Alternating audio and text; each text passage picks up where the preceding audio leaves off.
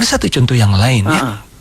Satu contoh yang menarik, ketika mana delegasi Najran yang beragama Kristian datang bertemu dengan Rasulullah. Rasulullah sambut mereka di dalam Masjid Nabawi. Ini pun mungkin satu isu yang dibincangkan di negara kita. Boleh tak mereka yang bukan Islam masuk ke masjid?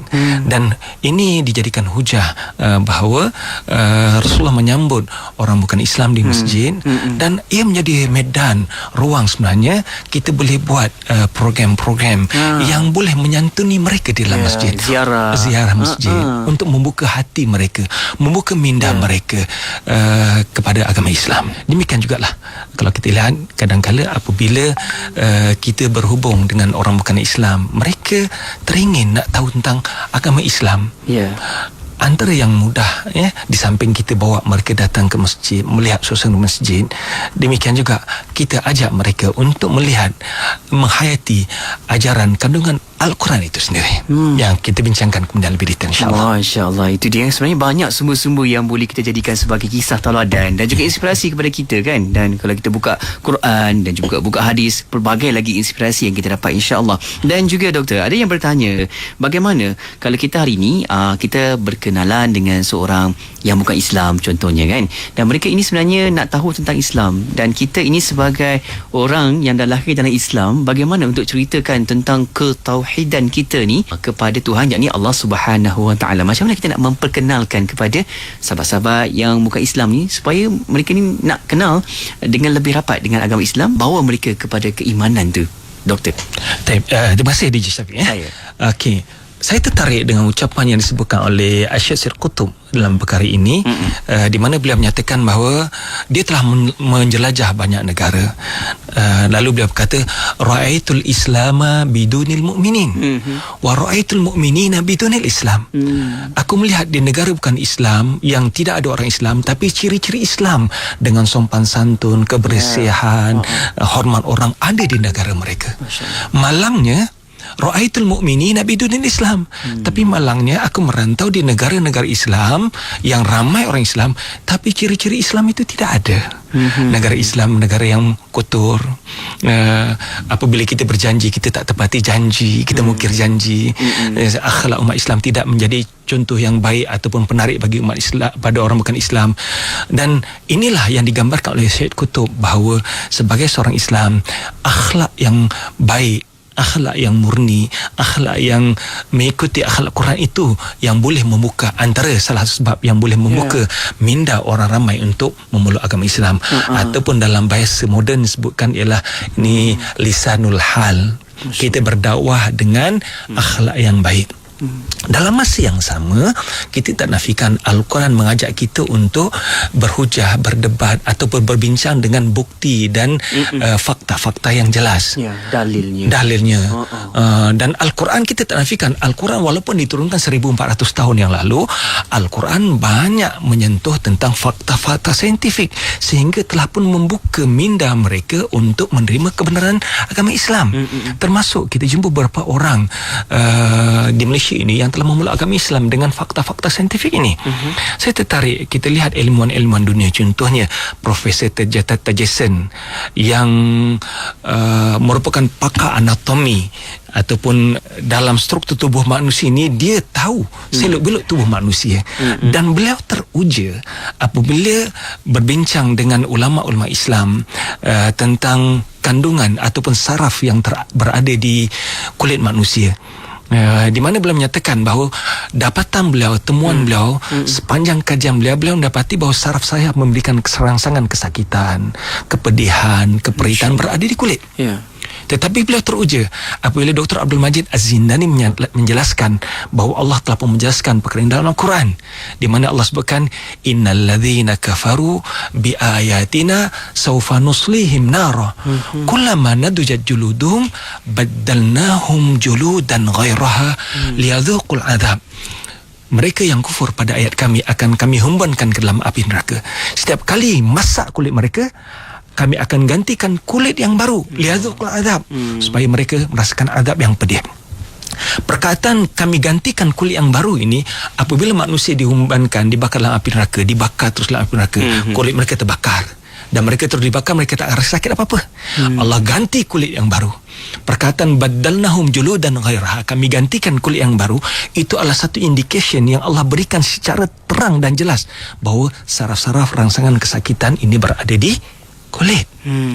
Inilah yang menyebabkan antara sebab Profesor Dr. Gary Miller, seorang profesor dalam bidang matematik, akhirnya memeluk agama Islam. Dalam mana beliau mengkaji Al-Quran pada tahun 1977 beliau mengkaji Al-Quran dengan tujuan untuk mencari kepincangan Al-Quran. Dia mencari kesalahan Al-Quran. Tetapi apabila dia baca Al-Quran, afala yatadabbaruna al-Quran walau kana min indi ghairillah lawajadu fi ikhtilafan katsira.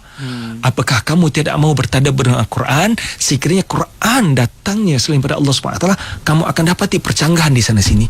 Dia cari percanggahan Al-Quran dan dia tak dapati percanggahan ini. Bahkan dia dapati fakta-fakta saintifik yang cukup menakjubkan. Akhirnya setelah setahun dia mengkaji Al-Quran, dia memeluk agama Islam. Masya-Allah. Satu benda yang cukup menakjubkan. Ya.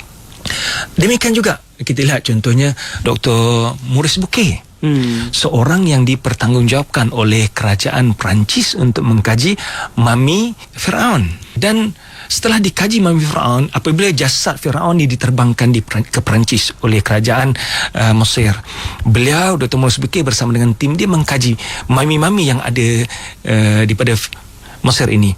Dan dia dapati salah satu mami yang ada itu ada kesan-kesan garam, dan postmortem yang dikaji bahawa mami ini meninggal atau mati dalam keadaan lemas. Dan dia seorang Kristian, dia tahu cerita Firaun ada di dalam Bible, bahawa Firaun mati lemas. Tetapi Bible tidak menjelaskan bahawa jasad Firaun itu diselamatkan oleh Allah SWT. Namun demikian, apabila disampaikan pada beliau bahawa dalam surah Yunus ayat 90 hingga 92 dijelaskan al-yawma nunajjika bibadanika litakuna man khalfaka ayah. Ketika mana Firaun telah pun berada di tengah laut dan laut bercantum dua, lalu Firaun kelemasan ketika itu. Dan dikala itu dia berkata, amantu, aku beriman pada Tuhan yang diimani oleh Bani Israel. Lalu Allah menempelak Firaun, sekarang sahaja wahai Firaun kamu nak beriman, sedangkan sebelum ini kamu ingkar. Al-yawma nunajjika bibadanika litakuna liman khalfaka ayah. Pada hari ini wal Firaun, kami selamatkan tubuh kamu. Maksudnya kami matikan, tapi tubuh kamu kami selamatkan. Litakuna man khalfaka ayah, untuk menjadi dalil dan bukti orang selepas kamu bahawa benar kamu pernah hidup dahulu. Jasad kamu kami selamatkan. Dan Dr. Maurice Bucaille teruja perkara ini. Dan dia dapati bahawa jasad Firaun yang beliau kaji itu memang betul mati kelemasan dalam laut. Dan kesan-kesan garam itu ada. Dan setelah dikaji secara sejarahnya, fakta sejarah, inilah Firaun yang hidup zaman Nabi Musa, menyebabkan Dr. Maurice Bucaille mengucap syahadah, memeluk agama Islam. Subhanallah. Dan saya juga ada beberapa rakan-rakan yang teruja dengan Islam, mengkaji Al-Quran. Contohnya pengurusi Hidayah Center, Brother Nicholas Sylvester, Tuan Haji Nicholas Sylvester, yang kerap bersiaran di IKIM. Beliau juga teruja dengan mengkaji Al-Quran. Dia lihat kebenaran Al-Quran. Bahkan satu yang beliau tertarik ialah what being taught by the Holy Bible banyak persamaan dengan ajaran Al-Quran. Dan akhirnya pada ketika beliau berumur 19 tahun, beliau memeluk agama Islam, melihat kebenaran Al-Quran itu sendiri. Dan ramai lagi kita lihat para mu'alaf kita ini yang memeluk agama Islam dengan melihat kebenaran Al-Quran. Masya Allah, itu dia kebenaran yang dibuktikan melalui Al-Quran, kisah-kisah dan juga sejarahnya. Masya Allah. Dan kita akan hayati seketika lagi berkaitan dengan bagaimana Al-Quran itu boleh terus sama-sama pembuka hati kita ini mengenali agama Islam, insyaAllah. Kita rehat seketika rakan-rakan pendengar. Jangan ke mana-mana, jangan ubah siaran radio IKIM ini. Teruskan setia di IKIM Inspirasi Inforia Islami. Kapitalisme telah lama dibahaskan sebagai punca kepada pelbagai masalah ekonomi yang melanda dunia hari ini. Kapitalisme yang melampau atau ekstrim kapitalisme mengakibatkan berlakunya persaingan yang tidak sihat dalam pasaran, pengambilan untung dan peluang ekonomi yang tidak adil, jurang kekayaan dan pendapatan, kemiskinan serta penyelewengan sumber. Keuntungan maksimum menjadi dorongan utama para kapitalis dalam menjalankan kegiatan mereka dalam ekonomi. Pada ketika ini, amalan ekonomi berpaksikan prinsip kapitalisme tidak lagi berupaya mengatasi masalah-masalah yang berlaku dalam masyarakat dunia. Adakah ekonomi Islam boleh menyediakan penyelesaian jangka panjang kepada isu-isu yang tidak berkesudahan ini? Kolokium ini mungkin ada jawapannya. Jom sertai kami dalam siri kolokium The Failure of Extreme Capitalism. Is Islamic Economics the Answer? Pada 20 Februari 2020 bertempat di Institut Kefahaman Islam Malaysia IKIM. Penyertaan adalah percuma dan tempat adalah terhad. Untuk maklumat lanjut hubungi 03-6204-6200 atau layari www.ikim.gov.my atau Facebook Institut Kefahaman Islam Malaysia. Inspirasi, Inforia, Islami, semuanya di IKIM. IKIM Inspirasi Inforia Islami. Syukur, Alhamdulillah anda masih lagi bersama saya Syafiq Saleh untuk rancangan Islam Agamaku. Pada petang ini kita bersama dengan tetamu kita Ustaz Datuk Dr. Zaifuddin Mat Rasib, yang juga beliau ada pengalaman dalam membawakan mesej dakwah dan juga cerita ni penuh dengan saintifik ni. Kan seronok bila saya dengar tokoh-tokoh akademik, tokoh-tokoh saintis yang mengenali Islam dalam sudut kajian-kajian mereka, membongkarkan kehebatan Al-Quran itu yang membuka hati manusia ni. Masya Allah. Dan juga difahamkan Dr. Zaifuddin juga mempunyai bidang PhD dalam perbandingan agama di Universiti Islam Antarabangsa Malaysia. Mungkin Datuk, dalam bidang Datuk lah hari ini kan berpengalaman dalam membawakan perkara-perkara isu-isu perbandingan agama. Bagaimana hari ini masyarakat Islam khususnya hari ini dapat menyantuni juga sahabat-sahabat mu'alaf kita yang boleh menerima agama Islam itu sendiri, Datuk? Okey, terima kasih DJ Syafiq. Sama. Allah SWT menjelaskan dalam Al-Quran, wala tujadilu ahlal kitab illa billati ahsan. Berdebatlah, berbincanglah dengan ahli kitab dengan cara yang baik, dengan cara yang baik. Jadi Allah SWT menganjurkan kita untuk sentiasa berdebat, berbincang dengan hujah dan bukti yang jelas.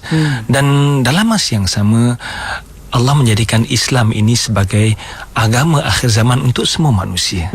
Di mana Allah sebutkan dalam surah Al-Dhariyat, wa ma khalaqtul jinna wal insa illa liya'budun. Tidak aku ciptakan jin dan manusia melainkan untuk mengabdikan diri kepadaku. Selepas Nabi Muhammad sudah tidak ada nabi lagi. Jadi di tangan ataupun di bahu umat Islam lah tanggungjawab untuk menyebarkan dakwah ini dipikulkan oleh Allah SWT. Sebab tu Allah menggambarkan umat Islam ini sebagai umat yang terbaik. Kuntum khaira ummatin ukhrijat linnas ta'muruna bil ma'ruf wa tanhauna 'anil munkar. Kamu adalah umat yang terbaik yang Allah keluarkan ke muka bumi ini untuk membawa mereka tunduk dan patuh pada Allah SWT. Jadi umat yang terbaik ini Allah jelaskan dalam Quran apa ciri-cirinya. Ta'muruna bil ma'ruf, kamu mengajak manusia pada kebaikan, wa tanhauna 'anil munkar, dan kamu mencegah pada kemungkaran. Dan yang asas penting ialah kamu beriman pada Allah SWT. Sedang pendengar sekalian, di dunia ini ramai lagi manusia yang tidak lagi mendapat hidayah Allah SWT. Sepatutnya kita kena merasakan sebab hati, sedih jiwa apabila melihat orang yang tidak mendapat hidayah ini. Kita perlu sampaikan hidayah ini pada mereka semua. Rasulullah SAW ada menjelaskan, li'ayyadiyallahu bika rajulan wahida khairun laka minad dunya wa ma fiha. Andai kata ada seorang Allah berikan hidayah disebabkan kamu, lebih baik pada dunia dan segala isinya. Sedang pendengar sekalian, Rasulullah janjikan bahawa seandainya kita menjadi asbab kepada seorang untuk mendapat hidayah, ganjarannya lebih baik pada dunia dan segala isinya. Namun demikian, ganjaran ini kita tak nampak di dunia. Allah janjikan untuk kita dapat di akhirat nanti. Oleh itu dengan hadis ini kita mengharapkan bahawa ramai lagi orang Islam yang berusaha untuk menyantuni orang yang boleh kita dekati mereka, para mu'alaf, ajak mereka sampaikan hidayah Islam pada mereka. Kita yang bertanggungjawab untuk menyampaikan risalah ini. Apa yang akan kita jawab di hadapan Allah SWT nanti apabila Allah bertanya, kenapa kamu ada sahabat yang bukan Islam, kamu ada jiran bukan Islam, kamu ada rakan sepermainan, kamu ada teman sepejabat yang bukan Islam, tapi kenapa kamu tidak pernah sampaikan risalah ini, misi ini pada mereka? Apakah yang kita boleh jawab depan Allah SWT? Oleh itu, marilah sama-sama kita berusaha luangkan masa kita untuk menyampaikan risalah murni ini kepada masyarakat dunia seluruhnya, akan mereka nampak keindahan Islam di seluruh dunia. Masya Allah. Masya Allah, itu dia Datuk, betapa pentingnya kita hari ini dalam membawakan perkara-perkara yang baik-baik sampai yang baik-baik. Jadi orang yang mendengar pun insya-Allah ada dapat kebaikannya. Masya Allah. Sebenarnya kita dah sampai dah ni hampir ke penghujung pertemuan kita. Masya Allah, rasa macam tak cukup masa lah Datuk. Nak sambung lagi rasa. Tapi Datuk, sebelum kita berakhir, mungkin ada sedikitlah Datuk saranan, pesanan Datuk sendiri kepada hari ini. Kalau boleh kita belajar dari sudut akhlak itu sendiri, sekecil-kecil yang kita boleh sampaikan dakwah, yakni perbuatan kita Datuk. Mungkin Datuk boleh sediakan sedikit saranan kepada sahabat pendengar kita, buat saya juga ni. Silakan Datuk. Rasulullah SAW ada berpesan, ad-dinu husnul khuluq. Agama itu ialah akhlak yang baik. Dan sebagai orang yang berpegang pada agama Islam, sepatutnya menunjukkan contoh yang terbaik, akhlak yang terbaik, bukan hanya pada orang bukan Islam, bahkan sama Islam. Di mana diri kita ini sepatutnya menjadi Al-Quran yang berjalan di muka bumi ini dengan akhlak yang sempurna, seperti mana yang disebutkan oleh Syekh Sayyid Qutb dalam buku beliau Ma'alim fit Thariq, ataupun petunjuk sepanjang jalan. Generasi yang dibina oleh Rasulullah menjadikan Al-Quran berjalan dalam diri mereka. Jadi akhlak Rasulullah SAW, marilah sama-sama kita cernakan dalam hidup kita bersama. Kita jadikan akhlak Nabi Muhammad SAW sebagai amalan hidup kita seharian.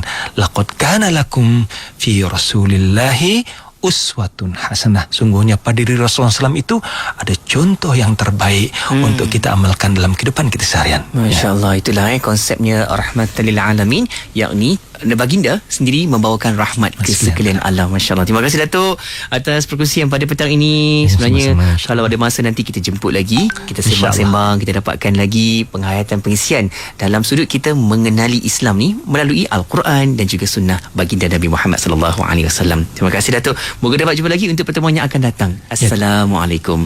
Waalaikumsalam warahmatullahi